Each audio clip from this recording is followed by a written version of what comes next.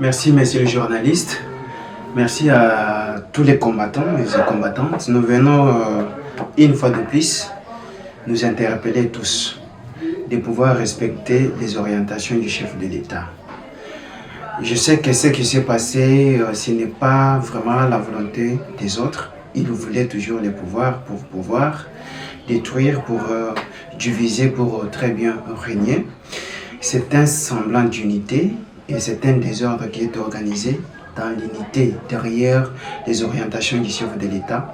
Parce que les déclarations qui viennent de gauche et à droite, que ce soit du côté du secrétaire général avec les autres, ça ne montre pas que nous sommes vraiment appelés à vivre pour les valeurs de ce parti, ces grands partis. Chacun tire les draps de son côté, chacun cherche à s'éterniser au pouvoir. Il y a les déclarations un jour faites par monsieur le secrétaire général, Augustin Kabouya, qui dit que certains ne veulent pas respecter les orientations du chef de l'État et c'est lui qui est habilité de convoquer les congrès. Congrès est impératif et ce n'est pas même la volonté de vous, le secrétaire général Augustin Kabouya, qui convoque les congrès. Non, parce que si c'était vous, vous ne pouvez pas les convoquer. Vous ne pouvez pas convoquer les congrès.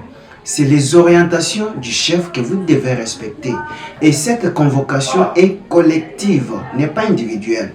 Si c'était individuel, on devrait vous laisser.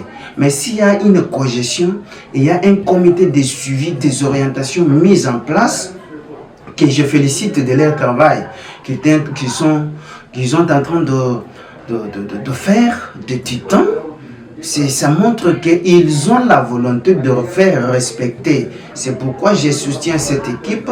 Je vous demande de ne pas être cédé dans les influences et les caprices des uns et des autres, de nous amener au congrès pour changer les choses.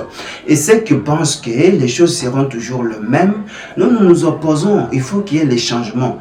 Les congrès, c'est pour le changement. Les congrès, ce n'est pas pour le même tête de personnes à la tête des personnes. Non, quand on gère des institutions qui soient publiques ou non, il faut se mettre à la tête qu'un jour, on peut quitter, on peut laisser les institutions.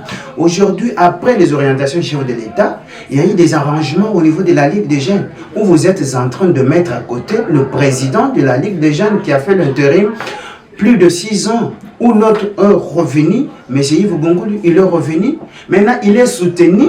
Parce qu'il y a les propos de certaines organisations qui disent que eux parlent qu'ils agissent ou il agit sous l'ordre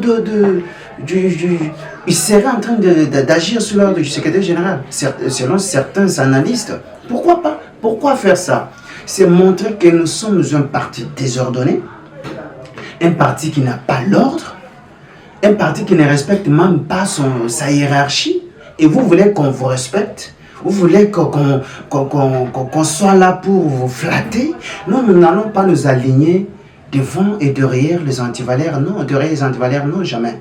Nous allons dénoncer ce qui est mal. Parce que la légalité, c'est la légalité. Le respect, c'est le respect. La légitimité, c'est la légitimité. Chaque chose a son temps. Nous demandons et nous soutenons la campagne lancée par le président de la Ligue des jeunes, Emmanuel Diokongo, et cap vers les congrès pour le changement.